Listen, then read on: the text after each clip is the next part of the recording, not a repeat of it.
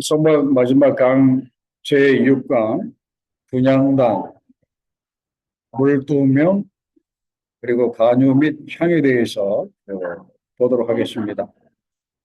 먼저 분향단에 대해서 여러분들이 한번 그림을 보시면은 또 제가 또 이렇게 보여드리는 이 그림이 분향단이에요. 그죠? 네, 여러분들 갖고 계신 그 교재의 그 그림하고 똑같은 것이 지금 이렇게 분향단인데요. 자, 이 모양이 어떻게 생겼는지 그 1절에서 6절까지 한번 보세요. 그걸 보시면은 이 분향단의 용도가 뭐라고 이렇게 나와 있어요? 1절 상반절에 보면은 거기에 분향할 제단이라고 이렇게 나와 있습니다. 하나님께 분향을 할 제단이 바로 이 분향단의 그 용도라고 그렇게 알 수가 있고, 이 분양의 의미에 대해서는 다음 질문에서 보도록 하고, 일단은 이 사이즈를 한번 볼까요? 이 분양단이 거기에 보면은 큐빗으로 이렇게 나와 있는데, 위에서 볼 때는, 내려다 볼 때는 완전히 정사각형입니다. 정사각형이고, 가로, 세로가 원 큐빗. 그러니까 센치로 따지면은 50cm, 50cm. 그러면 높이가 2큐빗, 그리고 높이는 한 1m 정도가 되는 이 분향단이고, 이 분향단 역시 어떤 나무로 만든다?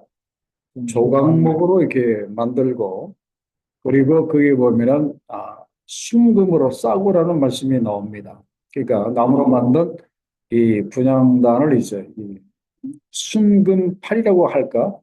이제 그걸로 이렇게 싸도록 이제 그렇게 만들고, 그리고 이 분향단도 이제 옮기기 쉽도록 하기 위해서 그 고리를 만들고, 그리고 그 조각목으로 만든 이 채를 또 이렇게 순금으로 싸가지고 이렇게 항상 이렇게 끼어져 이렇게 있어요. 그래서 쉽게 가지고 갈 수 있도록 이제 그렇게 이야기를 하고, 그리고 이 분향단이 금으로 이렇게 쌓여져 있어서 이 분향단이라고 부르기도 하고, 아니면은 금단이라고 부르기도 하고, 아니면은 금향단이라고도 그렇게 부릅니다. 성경에 보면은 여러 가지 그렇게 나오는데, 자, 이 분향의 의미, 이 대제사장이 지금 지성소 바로 맞은편에 있는 제일 가까운 데 있는 이 분향단에서 지금 그 분향을 하게 이렇게 되는데, 이 분양을 어떻게 하는가 하면은 그 7절의 말씀을 한번 볼까요? 7절에 보면은 아론이 대제사장이 아침마다, 그죠? 아침마다 그 분향단 위에서 이 향기로운 향을 사른다 그랬어요. 향을 이렇게 사른다. 우리 한국말에도 그런 말이 있잖아요. 향을 사른다. 그리고 또 8절에 보면은 또 저녁 때에 그 금등대에 등불을 켤 때 또 여기서 향을 사른다. 그런 말씀이에요. 그러니까 하루에 몇 번을 향을 이렇게 사릅니까? 아침에 향을 사르고, 그리고 저녁에 향을 이렇게 사른다. 그래서 이 성막 위에서 이 향을 이렇게 살라서 피어 올린다고 하는 것은 이 기도를 의미하거든요. 하나님께 드리는 그 기도를 의미를 해요. 그렇기 때문에 하루의 시작을 기도로 시작을 하고, 그리고 하루의 마감을 기도로 하도록 이제 그렇게 하는 것을 알 수가 있어요. 그래서 아침에 향을 피우면서 기도하고, 또 저녁에 하루를 마감하면서 또 향을 피우면서 이제 또 기도하는 그런 그 모습을 보게 돼요. 그래서 1번의 두 번째 문제로 돌아갑니다. 여기 보면은 분향의 의미가 무엇인가 그렇게 나와 있는데, 자, 시편 141편 2절에 보면은, 자, 나의 기도가 어떻게 되기를 원한다고 했습니까? 분향의 의미, 시편 141편 2절에 보면은, 나의 기도가 주의 앞에 분양함과 같이 되기를 이렇게 원했다. 이제 그런 말이에요. 그리고 나의 손드는 것이, 이 손을 든다고 하는 것 역시 무엇을 하는 거? 기도하는 거예요. 기도하는 것이 저녁 제사같이 되기를 원한다. 여기서 말씀하고 있는 이 저녁 제사도 이렇게 마찬가지입니다. 저녁에 이제 대제사장이 들어와서 이제 등대에 불을 이렇게 켜면서 이제 제사를 드리면서 이제 그 분향단에 이 향을 이렇게 피우잖아. 그래서 이 하나님 앞에 이 분향단에서 향을 피우는 것은 그 기도하는 것을 알 수가 있어요. 그리고 또 이걸 우리가 그 계시록 5장 8절에서도 확인을 할 수가 있어요. 거기에 보면은 그 계시록 그 말씀에 보면은요. 24 장로들이 그 어린 양 앞에 엎드려서 각각 금은물을 가지고 있고 그리고 무엇을 가지고 있다고 했습니까? 향이 가득한 금대접을 가지고 있다. 24 장로들이 금대접을 가지고 있는데 그 대접 안에 향이 가득한 거예요. 그런데 그 향이 뭐라고 했습니까? 성도들의 기도들이라 그렇게 나와 있어요. 그러니까 우리가 이제 기도를 드리게 되면은 이 기도가 어떻게 되죠? 향이 되어서 하나님 보좌까지 올라가는 거예요. 우리가 이 땅에서 뭐 여러 가지 힘들고 어려운 상황 아니면 뭐 좋은 상황이든지 간절히 우리가 기도할 때 내 입에서 나온 소리가 그냥 여기서 하고 사라져 버리지만은 이 기도가 향이 되어서 어디로 올라간다? 하나님 보좌 앞으로 올라가서 그 기도를 누가 받아요? 24 장로들이 금대접에 받는 거예요. 그러니까 하나님께서 우리의 기도를 얼마나 기뻐하시는지 그 알 수가 있어요. 그죠? 그냥 받아주셔도 감사한데, 그냥 보통 그릇에 받아주셔도 감사한데, 우리의 기도를 어디에 받으신다? 금대접으로 받으신다. 금대접으로. 그러니까 우리의 기도를 얼마나 귀하게 여기시는지 알 수가 있어요. 그래서 성서적으로 볼 때 이 분향이라고 하는 것은 기도의 향기를 하나님께 올려드리는 거예요. 그러면서 대제사장이 기도의 향기를 하나님께 올려드리는 거라고 했는데 그 기도에는 어떤 내용이 들어가겠습니까? 대제사장이 드리는 기도이기 때문에 뭐 자기 집안 뭐 그런 기도는 아닐 거예요. 뭐 우리 아들이 좀 그런데 뭐 그런 기도는 아닐 거예요. 이 대제사장이 드리는 이 기도는 모든 백성들을 위해서 드리는 중복이 돼요. 나라와 민족과 모든 백성 12지파를 위해서 하나님께 드리는 그 중복기도. 비록 분양하는 시간이 짧은 시간이지만 대제사장이기 때문에 적어도 여기에 들어올 때는 자기 마음속에 무엇을 위해서 기도할지 다 있을 거 아니에요. 그걸 이제 하나님께 그 중보 기도를 이렇게 드리는 겁니다. 그리고 그 분향단의 상단 사면에 뭐가 있다고 했습니까? 상단 사면에 보면은 솥불처럼 생긴 이 뿔이 이렇게 있어요. 이거 역시 이제 그 금으로 만든 이제 그 뿔이 거기에 보면은 이렇게 나와 있는데 자, 이 뿔이 무엇을 의미할까요? 뿔. 자, 성막의 기구 중에서 이 금향단 말고 또 뿔이 있었던 또 기구가 있었는데 뭐였습니까? 뿔이 동서남북에 네 군데 있었던 그 기구가 뭐였어요? 그 뿔. 언약궤에는 뿔이 없고 언약궤 위에는 체르빔, 천사가 있고 우리 공부 다시 해야 되겠네. 여기 있잖아요. 번제단. 번제단이 있잖아요. 그래서 이 번제단의 이 뿔은 예수 그리스도의 구원의 능력을 상징한다고 했어요. 그래서 예수 그리스도의 구원의 능력이기 때문에 예수 그리스도 예수께서 구원하지 못할 사람이 없어요. 구원시키지 못할 민족이 나라가 없다. 그런 말이에요. 그래서 예수 그리스도의 구원의 능력을 상징하는 것이 번제단에 있는 그 뿔. 자, 그러면은 이 분향단에도 뿔이 있는데 이것은 무엇을 의미할까? 왜 분향단에다가 왜 뿔을 이렇게 붙여놨었을까? 이 분향단에 왜 뿔을 붙여놨겠습니까? 예수 그리스도의 이름으로 드리는 기도의 능력을 상징해요. 그래서 이 분향단에 뿔이 있는 것은 너희가 나에게 드리는 그 기도의 능력이 있음을 이렇게 보여줘. 기도의 능력이 있음을 이렇게 보여 이렇게 주는 거예요. 그래서 그 기도의 능력이 우리가 예수께서 하신 말씀을 통해서도 확인할 수가 있어요. 자, 요한복음 14장 14절에 뭐라고 했어요? 내 이름으로 무엇이든지 내게 구하면 내가 행하리라. 그죠? 무엇이든지 구하면 내가 행하겠다. 이것이 바로 기도의 능력 아니에요.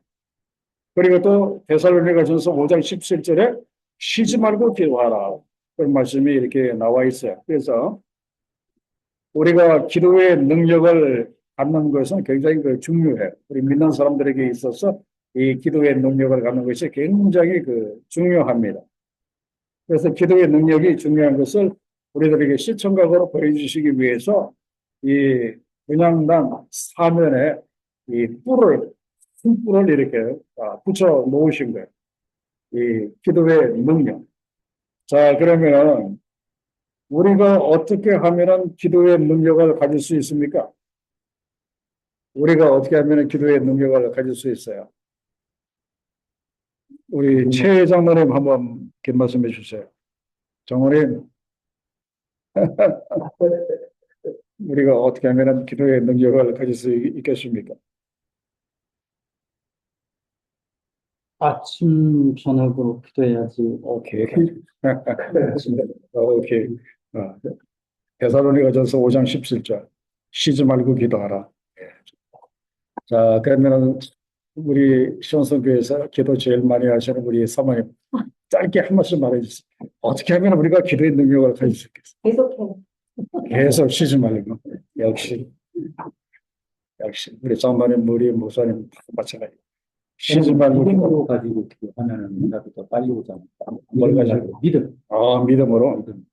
당연하죠. 기도했는데 이게 응. 될까 안 될까 이거는 된다.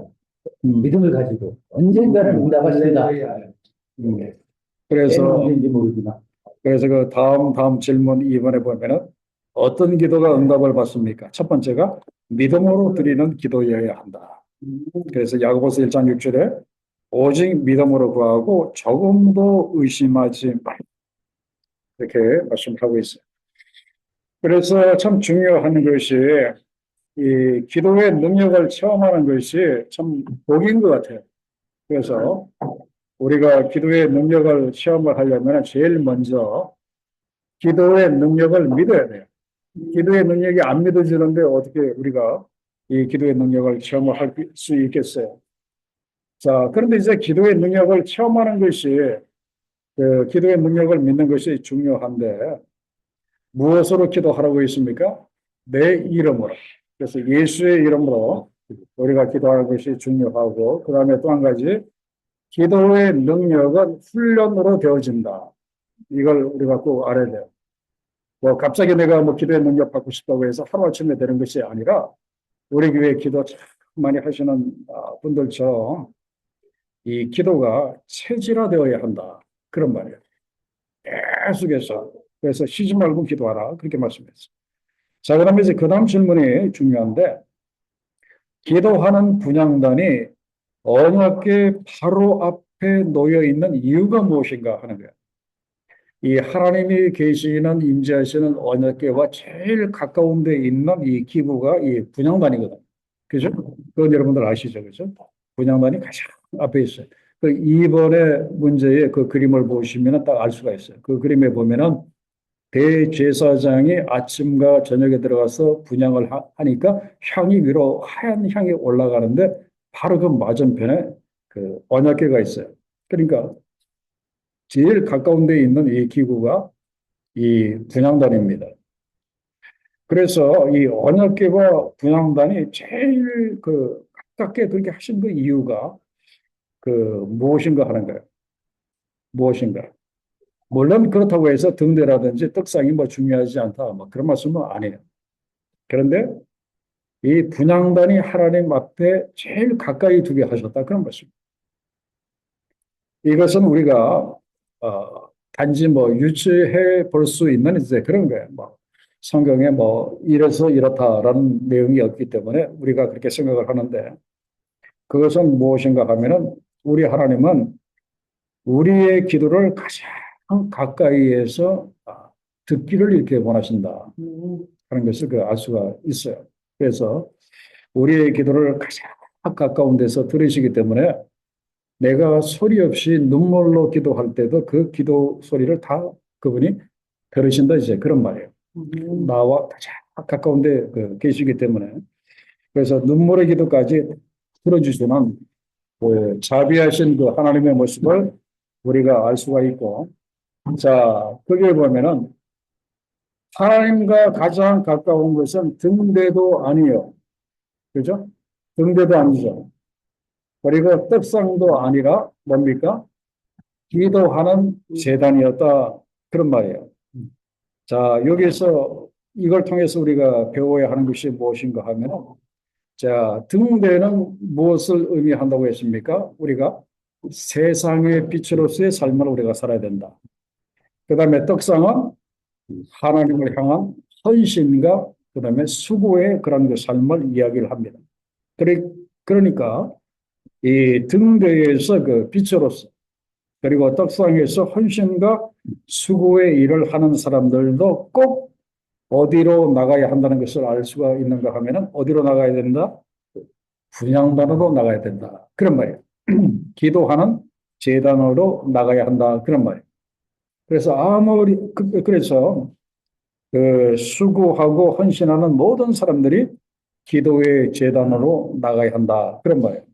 왜 그런가 하면은 그래야 내가 하는 그 일이 내가 하는 그 사역이 하나님과 늘 관련이 있어진다.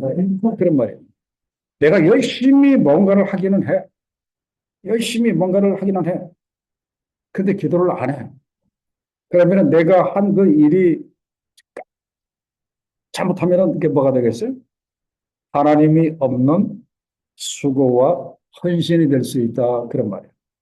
그러니까 내가 교회를 위해서 하나님의 그 사역을 위해서 수고하고 열심히 하면 할수록 그런 사람일수록 어디에 나가야 된다? 기도의 자리로 나가야 한다. 그런 말이에요. 그래서 내가 수고한 그런 것들이 늘 하나님과 관련이 있어진다. 그런 말이에요. 열심히 수고는 했는데 그 신약의 말씀에도 이렇게 나오죠. 나는 도무지 너를 모른다. 그럼 이게 곤란하죠. 그죠? 그래서 이 위치가 이렇게 중요한 거예요. 자, 이번에 문제를 보면은 자, 분양을 언제 하죠? 실제로 보면은 아침마다 그 하루를 시작을 이제 기도로 하고 그다음에 8절에 보면은 저녁에 그 등대에 불을 킬 때 또 향을 이렇게 사릅니다. 그래서 하루의 시작을 기도로 하고 하루의 마감을 그 기도로 하라. 이제 그런 말씀이에요. 자, 그다음에 그 9절에 보면은 이 분향단에서 이 향을 피울 때 주의해야 할 점이 9절에 보면 이렇게 나옵니다. 그게 보면 가장 먼저 주의해야 할 점이 뭡니까? 다른 향을 사르지 말라고 한 거. 그리고 그 위에다가 쓸데없이 뭐 번제물을 뭐 올린다든지 아니면 거기다 뭐 소고기를 뭐 올린다든지 그런 일을 하지 말라고요. 번제나 소제를 드리지 말고 심지어 그 위에다가 전제에 술도 붓지 말라 그렇게 말씀을 하고 계시고 오직 향만 피우도록 그렇게 했어요. 그런데 주의해야 할 점이 다른 향을 사르지 말라. 여기서 이 다른 향이라고 하는 것을 쓰는 게 뭡니까? 오늘 말씀 뒤에 보면은 이 금향단에서 사용하는 향을 만드는 방법이 뒤에 이렇게 나와요. 그 방법이 아닌 하나님이 알려주신 방법이 아닌 다른 방법으로 이렇게 만들지 말라 이제 그런 말이에요. 그리고 또 한 가지는 무엇인가 하면은 이 위에서 그 향을 그 피울 때 조심해야 할 점이 있는데 그 아무 불이나 가지고 이제 여기서 향을 피우면 안 돼. 하나님이 내려주신 그 불 가지고 이 분향단에서 향을 태워야 되는데 이 하나님이 내려주신 이 불은 어디에 내려주신 불인가 하면은 어디에? 번제단에 내려주신 그 불이에요. 그래서 그 번제단에서 이 번제를 할 때 그 하나님의 불을 이렇게 내려주시거든요. 그 불을 이제 그 불을 가지고 이제 거기서 이제 분향을 해야 되고 이 하나님께서 이 다른 양을 사랑다고 하는 것은 하나님께서 기뻐하시지 않는 그런 그 향을 이렇게 사르는 거예요. 그렇기 때문에 우리가 역으로 말하면은 우리가 기도할 때 하나님께서 기뻐 받으시는 기도 그런 기도를 우리가 드릴 수 있어야 되고 그리고 또 하나님의 말씀에 맞는 기도를 우리가 드릴 수 있어야 된다. 그리고 또 한 가지 하나님의 뜻을 구하는 기도 이런 그 기도를 우리가 해야 하는 것을 알 수가 이렇게 있습니다. 자, 그리고 또 거기에 보면은 그 10절 중반절에 보면은 자, 1년에 한 번씩 이 향단의 꿀을 위해서 속죄하라 그렇게 나옵니다. 그러면서 거기에다가 속죄제의 그 피, 그 짐승의 그 피를 분향단의 그 뿔에다가 이렇게 피를 이렇게 발라요. 왜 거기에다가 이렇게 피를 이렇게 바르겠습니까? 거기에 보면은 속죄하라 그랬어요. 속죄하라. 그래서 1년에 한 번씩 대대로 속죄할지니라 그렇게 말씀을 하고 있어요.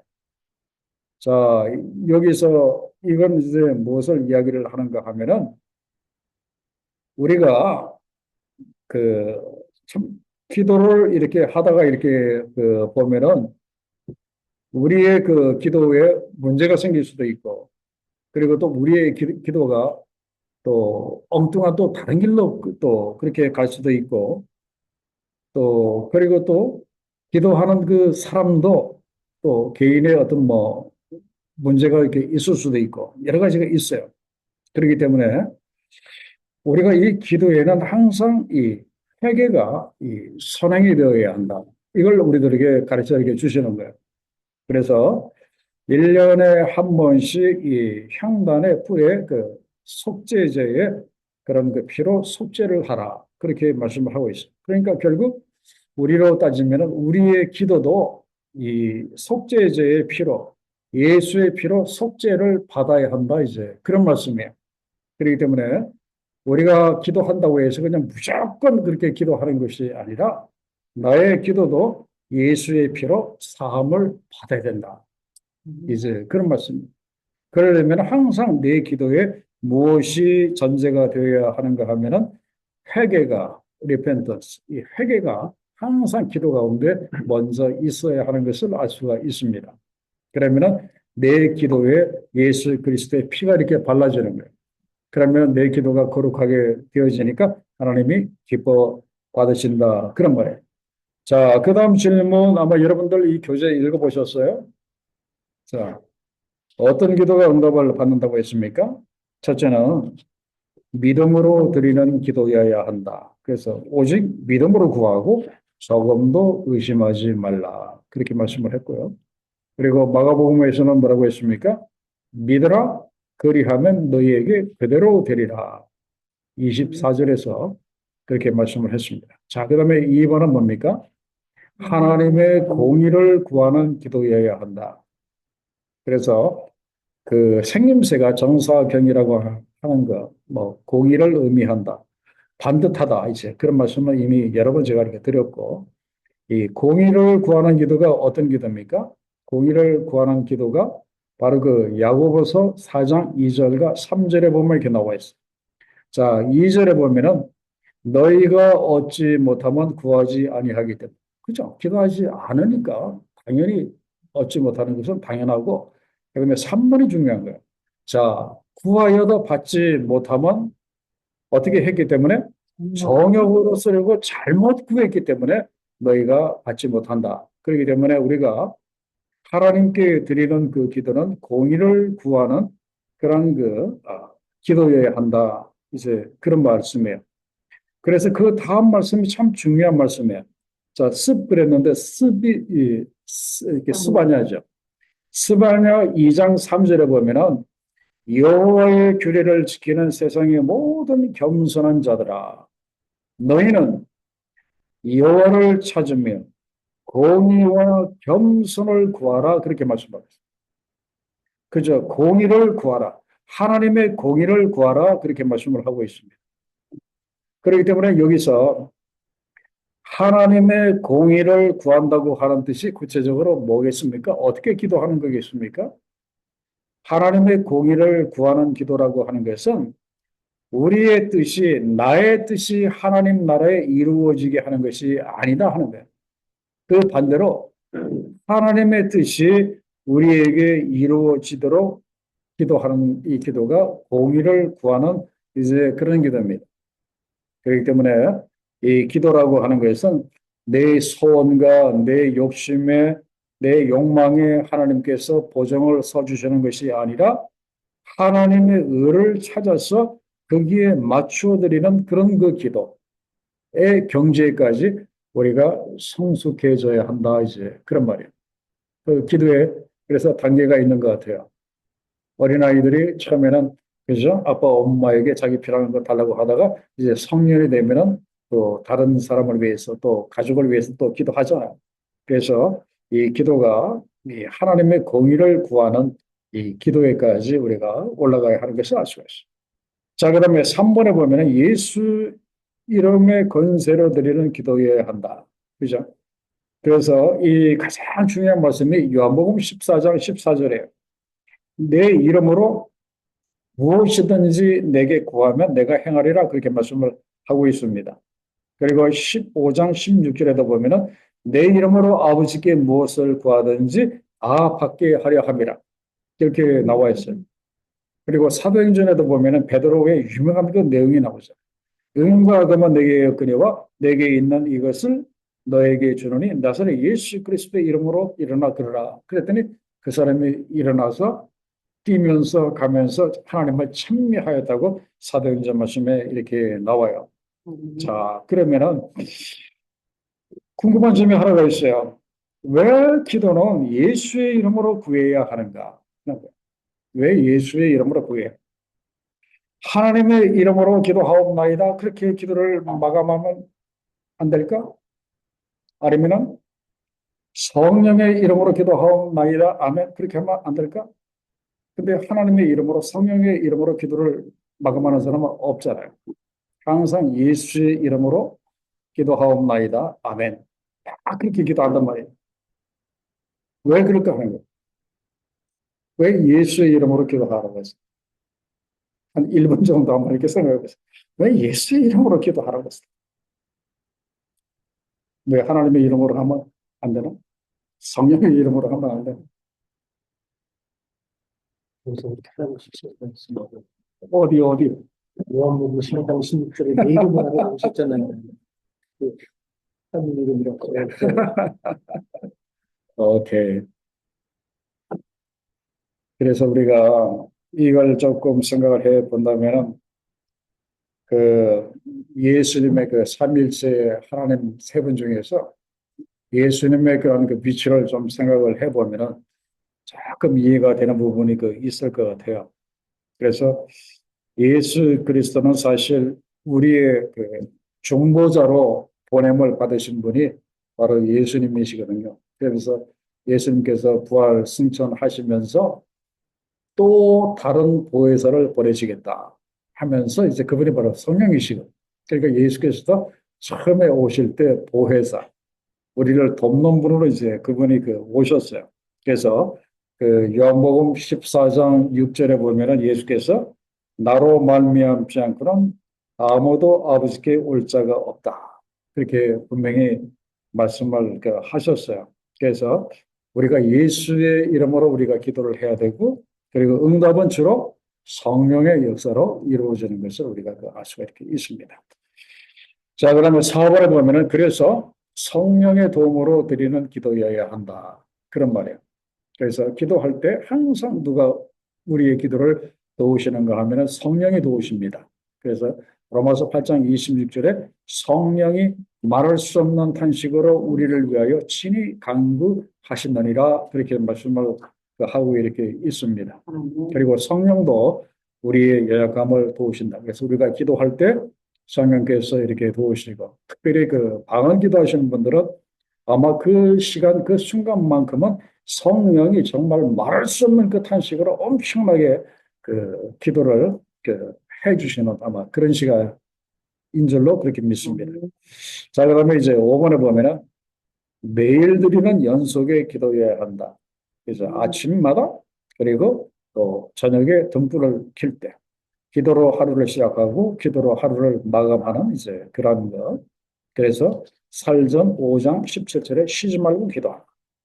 그다음에 하나님이 주시는 기도해야 한다 그랬어요. 자, 그 레위기 10장 1절에 보면은 그 아론의 아들들 중에서 두 아들이 문제를 일으켰어요. 그 나답과 아비후라고 하는 그 아들들 사실 제사장들인데 왜 이런 실수를 했는지 몰라요. 향로를 가지고 가서 불을 담아 왔는데 어떤 불을 담아 왔는가 하면은 여호와께서 명령하시지 아니하신 다른 불을 담아 가지고 와서 그 앞에 분향을 하자마자 분향단에서 불이 확 나와가지고 이 두 사람이 그 앞에서 타 죽은 거예요. 그래서 이것은 어디에 그 불인가 하면은 향을 사르는 불은 반드시 하나님께서 번제단에 내려주신 그 불이어야 한다 이제 그런 말이에요.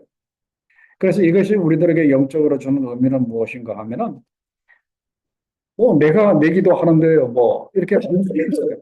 그러나 그것이 아니라 내가 내 기도를 하는 것이 아니라 하나님이 시키시는 기도를 하는 것이 참 중요하다 이제 그런 말이에요. 그 하나님이 주신 불로 분양을 하는 것처럼 내가 내 기도하는 것 그렇다고 해서 왜 이렇게 말이 많습니까? 그렇게 말하는 것이 아니라 하나님이 시키시는 기도를 하는 것이 중요하다 이제 그런 말이에요. 자, 그러면 7번에 보면은 뭐라고 했습니까? 나라가 임하옵시며 뜻이 하늘에서 그의 나라와 그의 의를 구하라. 그래서 전진의 기도여야 한다 이제 그런 말이에요. 늘 나 안에만 이렇게 머물러 있는 이 기도가 아니라 내 기도의 이 바운더리가 점점 이렇게 넓어져야 된다 이제 그런 말이에요. 늘 내 문제 때문에 늘 울면서 그렇게만 기도하지 말고 이제는 나라와 민족 전 세계 영혼들의 구원이라든지 뭔가 좀 이렇게 하나님의 뜻을 감당하고자 하는 이제 그런 그 기도해야 한다. 그다음에 8번은 뭡니까? 수정의 기도해야 한다 그랬어요. 그 향단불을 위해서 속죄제의 피를 이제 이 분향단에다가 이제 바르라고 했잖아요. 그래서 우리가 아무리 바르게 기도를 한다고 해도 때로는 우리가 잘못 기도할 수가 있어요. 하나님의 뜻이 아닌 기도를 우리가 할 수도 있어요. 그렇기 때문에 우리가 항상 기도하면서 이 내 기도가 정말 하나님께서 기뻐하시는 기도인지 아닌지 늘 점검할 수 있어야 된다. 이제 그런 말씀입니다. 자, 그러면 9번이 뭡니까? 언약궤 앞에 기도해야 한다. 이제 그런 말입니다. 언약궤 앞에 기도해야 한다. 그래서 이 분향단은 언약궤와 제일 가까이 있습니다. 그래서 그 역대하 6장 19절에 보면은 솔로몬이 하는 기도가 이렇게 나옵니다.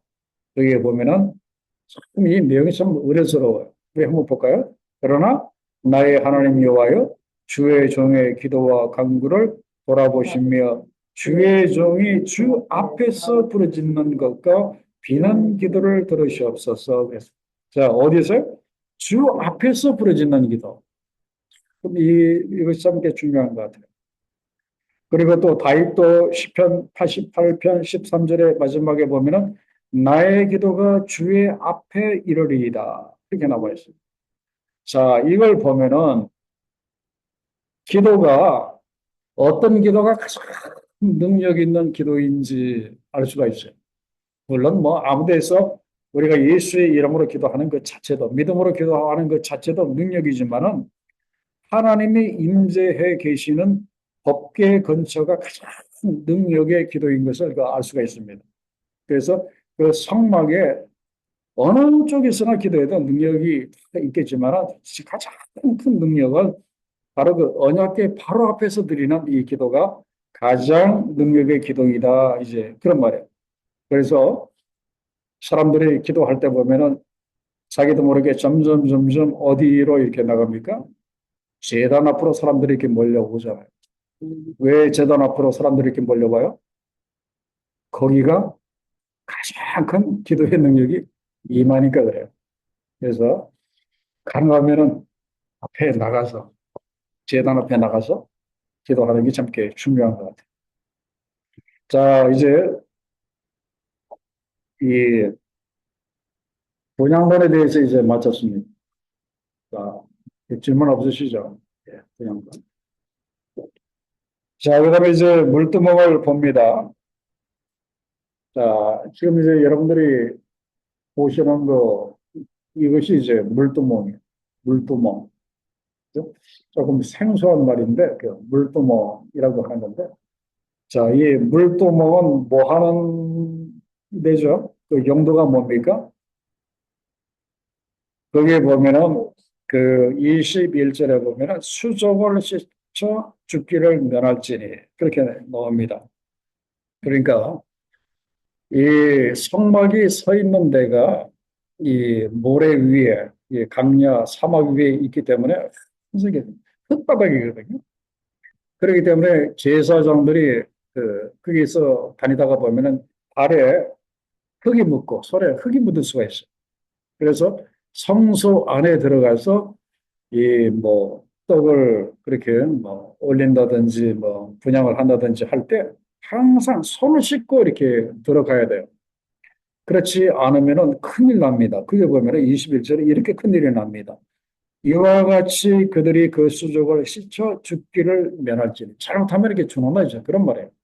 그러니까 이 물도멍이 이제 굉장히 그 중요하다. 이제 그런 말씀이에요.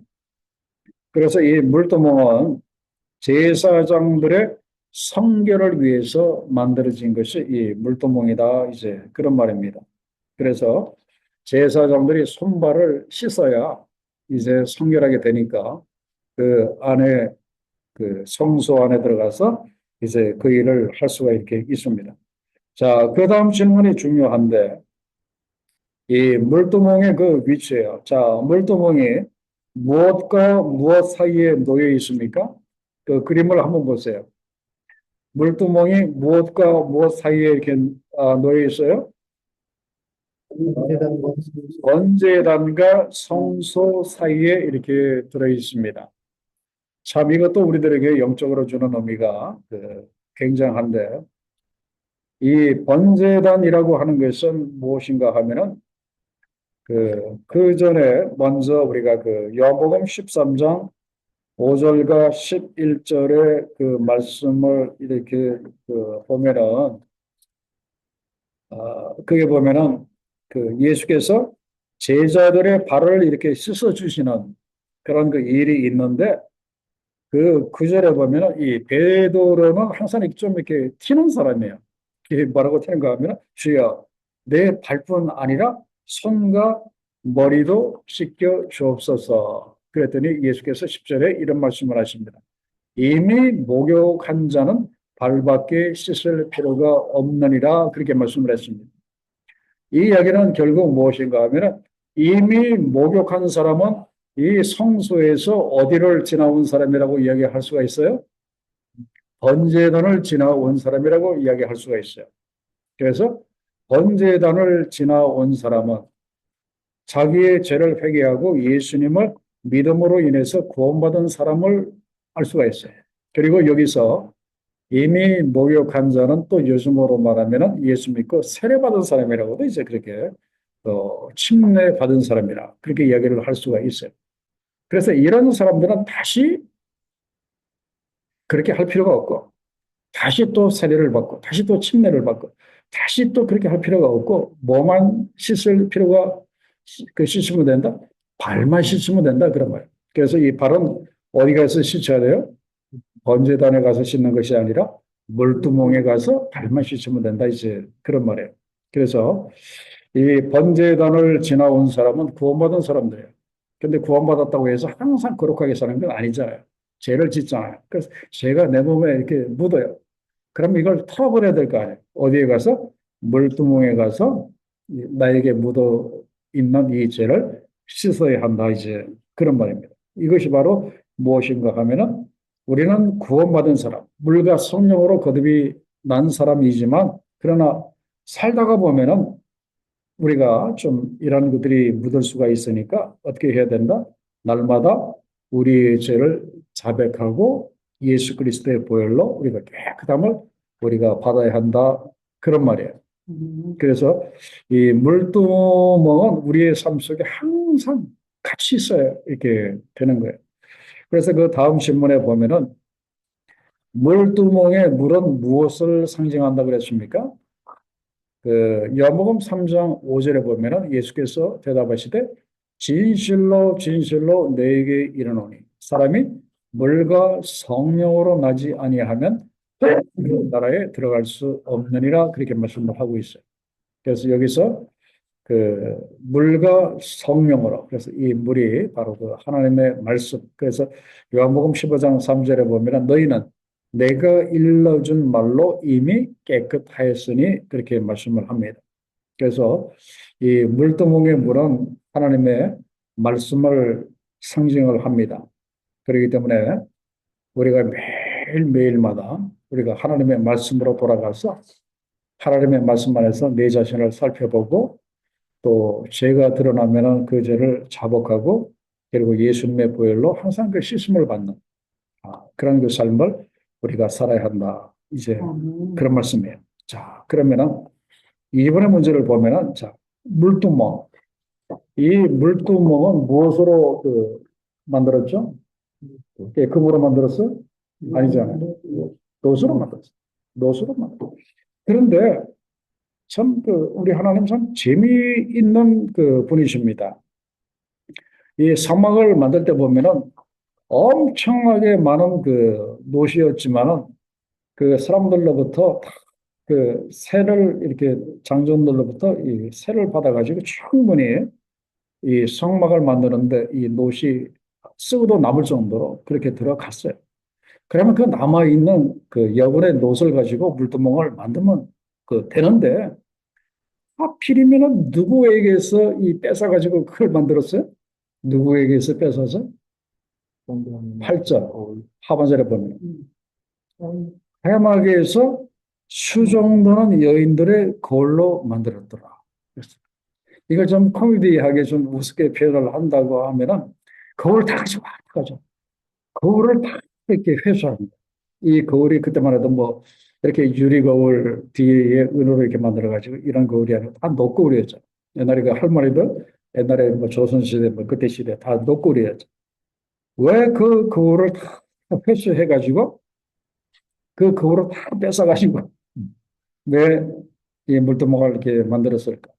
왜 그랬을까? 오케이. 얼굴 좀 그만 쳐다봐라. 이제 그렇지. 얼굴 좀 그만 쳐다봐. 그 대신 뭐 어떻게 알아? 그걸로 다른 사람의 영혼을 아름답게 하는데 너희들 얼굴 쳐다봤던 그걸 가지고 이제는 너희 영혼뿐만 아니라 다른 사람의 영혼을 아름답게 하는데 쓰여지도록 이제 그렇게 한 거예요. 그래서 너네들 얼굴 좀 그만 쳐다보고 다른 사람들의 영혼도 좀 쳐다보라. 이제 그런 말씀. 그래서 그 폐막에서 수정도는 여인들의 그 거울을 전부 다 이렇게 회수하셔가지고 예, 물두멍을 이렇게 만들었어요. 자, 그 다음에 이제 이번에 두 번째 문제가 참 중요한데, 자, 물두멍의 결과가 무엇인가? 늘 이 물두멍에 가서 이 하나님의 살아있는 그 말씀으로 이제 자신을 돌아보고 자기를 이제 깨끗하게 하는 사람에게 하나님이 주시는 그 축복이 이렇게 있어요. 자, 시편 24편 3절로 5절의 말씀에 보면은 자, 특별히 자, 3절에 보면은요. 여호와의 산에 오를 자 누구며 그 거룩한 곳에 설 자가 누군고 그렇게 말씀을 하고 있는데 우리가 날마다 물두멍에서 회개하는 삶을 우리가 살면은 하나님의 산에 오를 수 있는 이 축복을 받아요. 그래서 성경 말씀에 보면은 여호와의 산이라고 이 표현들이 많아요. 그 이야기는 뭡니까? 하나님이 어디에 계신다? 산 위에 계시잖아요. 그래서 여호와의 산에 오른다고 하는 것은 하나님을 이렇게 만나는 거예요. 그래서 날마다 회개하는 삶을 사는 사람은 하나님의 산에 올라가서 누구를 만난다? 하나님을 만날 수 있게 된다. 그런 말씀이에요. 자, 그다음에 두 번째는 이게 뭡니까? 그 손이 깨끗한 사람은 그 욥기 17장 9절에 보면은 점점 힘을 얻는다 그렇게 말씀하고 있어요. 그래서 물두멍에서 날마다 회개하는 삶을 사는 사람은 능력을 얻게 된다 그렇게 말씀을 하고 능력을 얻게 된다 그렇게 말씀을 하고 있고요. 그다음에 또 한 가지는 무엇인가 하면은 마귀가 도망가게 됩니다. 마귀가 도망가게 된다. 이제 그런 말씀이에요. 왜 그런가 하면은 마귀가 더 이상 그 사람에게 발을 붙이지 못한다 이제 그런 말이에요. 마귀는 어디를 이렇게 좋아하죠? 지저분하고 더러운 데를 이렇게 좋아하는 것이 그게 마귀거든요. 근데 이 사람이 항상 물두멍에 가서 항상 회개하고 항상 깨끗해. 그러니까 마귀가 같이 있을 수가 없는 거예요. 얘가 너무 깨끗한 거야. 그러니까 같이 있을 수가 없는 거예요. 그래서 이렇게 떠나갑니다. 그러니까 항상 말씀, 물두멍의 물 말씀과 그리고 분향단의 그 기도로 자신을 항상 깨끗하게 하게 되면은 그 마귀가 도망가게 된다. 그런 말이에요. 그래서 여기서 중요한 것이 그겁니다. 항상 물두멍에 가서 자기 자신을 이렇게 깨끗하게 하는 것이 얼마나 큰 축복인지 그 알 수가 또 있어요. 자, 그럼 이제 마지막으로 파트 3를 봅니다. 자, 여기 보면 이제 간유와 그리고 향이 나오는데 이 거룩한 간유라고 하는 것을 그 어떻게 만드는가 하면은요. 자, 여기 보면은 자, 23절에 보면은 그 몰약이 들어가고요. 그다음에 거기에 보면은 뭐가 이렇게 들어가죠? 육개라고 하는 것이 들어가고 또 참포가 들어가고 그다음에 계피라든지 이제 이런 걸 이제 그 올리브 기름에다가 이제 섞어 가지고 이 거룩한 간유를 이제 만들어서 그러면 이제 거룩한 그 간유가 된다 그렇게 나옵니다. 자, 이거의 용도가 어디인가 하면은 자, 26절부터 그 이하를 보면은 이걸 어디에다 이렇게 바르도록 그렇게 했어요. 어디에 발라요? 해막과 증거기에 바르고 또 떡상에도 바르고 등잔대에도 바르고 분향단에도 바르고 그리고 번제단에도 바르고 그리고 물두멍에도 이렇게 바르고 자, 그다음에 30절에 보면 누구에게 발라요? 대제사장 아론과 그의 아들들 제사장에게 이 기름을 바릅니다. 자, 이 기름을 바르면 그 기구들과 그 사람이 어떻게 됩니까? 거룩하게 됩니다. 거룩하게 된다고 하는 것은 뭡니까? 거룩하게 되면은 하나님께서 받으실 수 있다 이제 그런 말이에요. 그리고 또 거룩하게 됨으로 인해서 하나님 앞에 나갈 수 있게 된다 이제 그런 말이에요. 그리고 이 기름을 바른다고 하는 것은 어떤 의미가 있는가 하면은 성별의 그런 그 의미가 있습니다. 이렇게 성별시키는 것 이제 그런 그 의미가 있어요. 그래서 성막의 기구에다가 이 기름을 바르면은 그것이 거룩하게 되고 또 사람에게 바르면은 사람이 이제 이 구별해서 사람을 세우게 됩니다. 그래서 옛날에 누구누구를 세울 때 그 기름을 발랐어요? 세 사람. 왕과 제사장과 그리고 선지자들을 세울 때 그 기름을 이렇게 그 발랐죠. 그래서 우리가 예수님의 다른 이름 중에 하나가 뭐죠? 그리스도. 이 그리스도라고 하는 그 이름의 뜻이 뭡니까? 기름 부음을 받은 자라는 뜻입니다. 그래서 예수님은 기름 부음을 받으신 그리스도이십니다. 자, 무엇으로 기름 부음을 받으셨죠? 왕으로서 기름 부음을 받으셨고, 그리고 대제사장으로서 기름을 받으셨고, 그다음에 선지자로서 이제 그분이 기름 부음을 이렇게 받으셨어요. 그래서 이 성막에서 이 기름을 바른다고 하는 것은 굉장히 그 중요한 의미가 있습니다. 성별시키는 그런 그 의미가 그 있어요. 그래서 기구와 그리고 제사장들에게 전부 다 이 기름을 이렇게 바르게 했고 이것이 이제 신약 시대로 내려와서 놀라운 기름 부음의 그 역사가 와장창 쫙 일어나게 됐는데 그때가 무슨 사건이었습니까? 오순절에 성령의 불같은 성령의 기름 부으심이 있었잖아요. 그죠? 그래서 이 기름을 바르는 것은 장차 오실 성령의 기름 부으심의 그 예표였다. 이제 그런 말이에요. 그래서 우리가 요즘 늘 기도하는 것이 성령의 기름 부으심을 우리가 구하잖아요. 이게 참 게 중요해요. 성령의 기름 부으심. 예배를 드릴 때라든지 집회를 할 때라든지 아니면 뭐 개인적으로도 마찬가지고 예배 때도 마찬가지고 이 성령의 기름 부으심이 굉장히 중요해요. 그래서 그렇게 기도하잖아요. 그 대표 기도하시는 분들이 그죠? 네. 자, 그다음에 여기서 우리가 조심해야 될 것이 뭔가 하면은 이 거룩한 이 간유는 등대에 사용하는 기름은 아니다. 하는 이걸 이렇게 아셔야 돼요. 이 기름을 태워가지고 금등대에 불을 붙이는 건 아니에요. 이 금등대에는 그 순결한 감람유라고 그렇게 나와 있어요. 올리브 기름 깨끗한 이제 그 기름으로 하고 이거는 이제 그 성막의 기구와 그리고 사람들에게 이렇게 발라서 성별하게 하는 이제 그런 기름이에요. 자, 그다음에 그 향을 보도록 하겠습니다. 향. 이 향을 어떻게 만드는가 하면은 34절에 보면은 소향, 나감, 풍자 향을 이제 그 유황에다가 섞어가지고 이제 그렇게 만들고 그리고 마지막으로 거기에다가 약간의 소금을 이렇게 쳐가지고 이제 이 향 자체를 성결하게 만들고 그래서 이 성경에서 이 소금을 친다는 의미도 이제 그 물건을 성결하게 만드는 의미가 있어요. 그래서 소금을 이렇게 조금 넣어가지고 자 이걸 이제 어떻게 해야 됩니까? 그 36절에 보면은 그 향 얼마를 곱게 찧어서 막 이렇게 이 절구에다 넣고 이제 밀가루처럼 그렇게 찧어서 이제 어디다가 이걸 이렇게 듭니까? 내가 너와 만날 회막 안 증거계 앞에 두라. 참, 이 대목이 참 이렇게 조금 좀,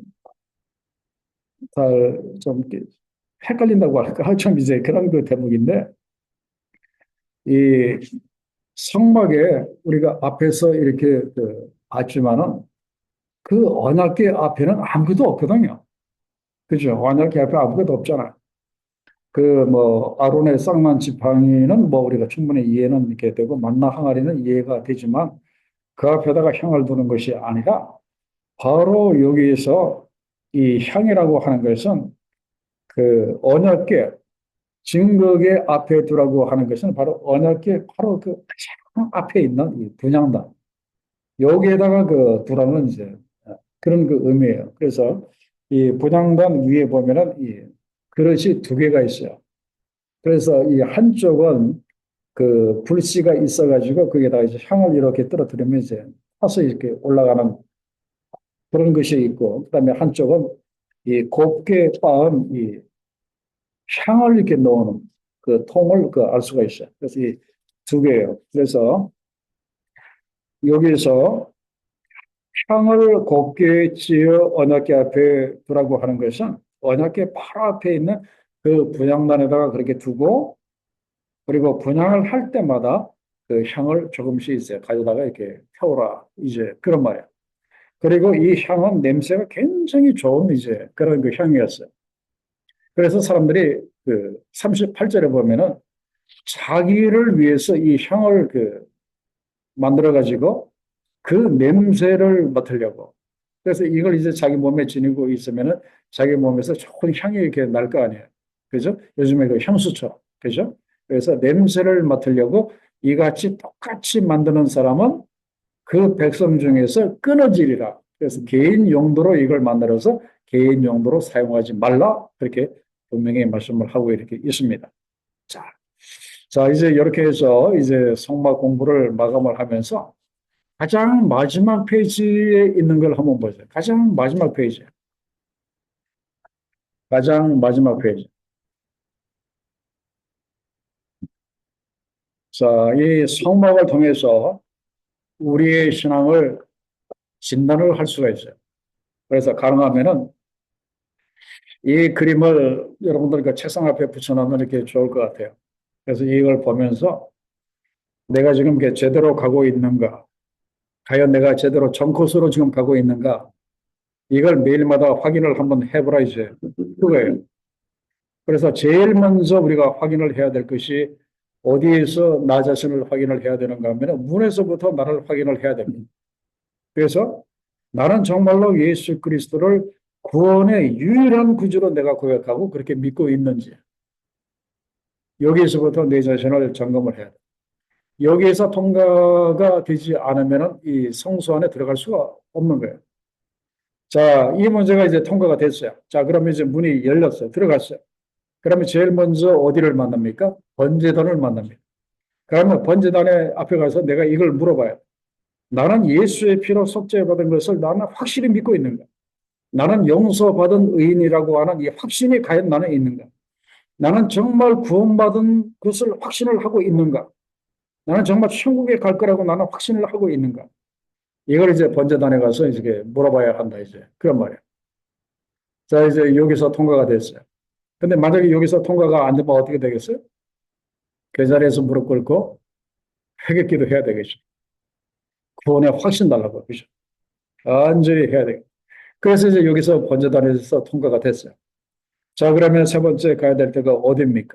물두멍이에요. 물두멍에 가서 나는 성결된 생활을 하고 있는가? 혹시 아직도 버리지 못한 죄에 끌려다니는 죄는 없는가? 이걸 이렇게 돌아봐야 돼요.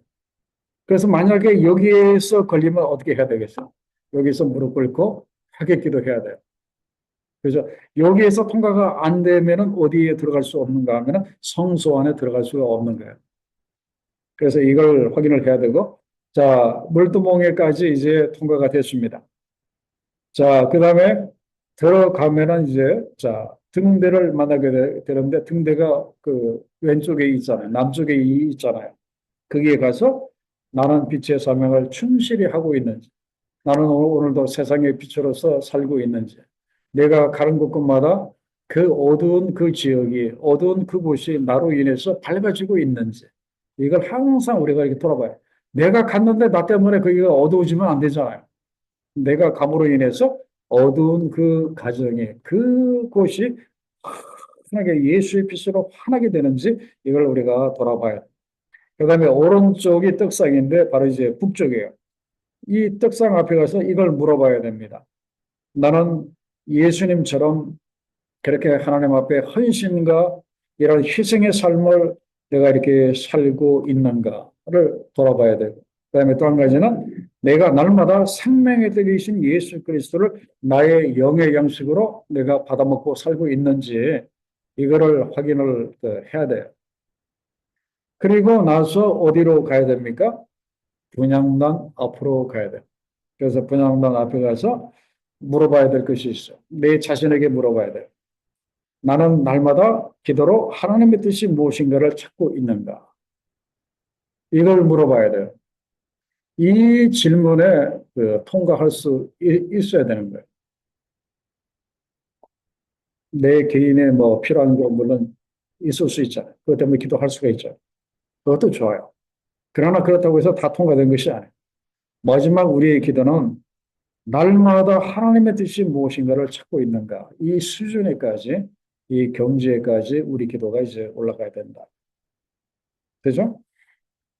그래서 이제 분향단까지 이 기도하는 삶에까지 우리가 가야 된다. 그래서 이 성막에서 이런 이 과정을 보면은 이 기도하는 삶이 얼마나 신앙의 높은 그 수준인지 그 알 수가 있어요. 그래서 기도하는 이 신앙이 얼마나 높은 신앙인지 이렇게 알 수가 이렇게 있습니다. 그래서 우리가 결과적으로는 이 기도하는 이런 그 삶에까지, 경지에까지 우리가 이렇게 나가야 돼요. 뭐 기도는 뭐 잘하시는 분들이 하겠지. 뭐 저는 그냥 떡상 앞에서만 이렇게 하겠습니다.